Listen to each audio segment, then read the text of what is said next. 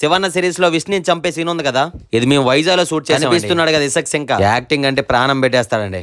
మధ్యాహ్నం 2 గంటలకు shoot start చేసామండి. షూట్ అయితే స్టార్ట్ అయిపోయింది. చాలా మందికి తెలుసు మా కెమెరామెన్ ఎవరో విక్కీ అని.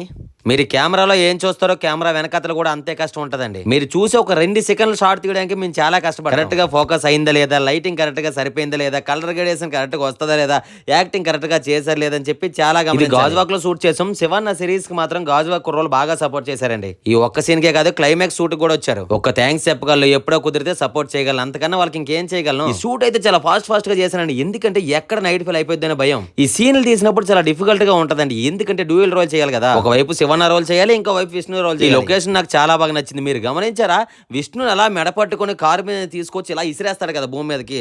అది మేము రోపు లేకుండా రియల్ గా మంచి కామెంట్స్ కోసం మేము కొంచెం ఎఫర్ట్స్ ఎక్కువే పెడతాం. కానీ శివన్న సిరీస్ లో విష్ణు చనిపోవడం మీకే కాదండి, నాకు కూడా చాలా బాధ అనిపిస్తుంది. కానీ ఏం చేస్తాం, స్టోరీలో తప్పలేదు. శివన్న సిరీస్ మీకు ఎలా అనిపిస్తుంది?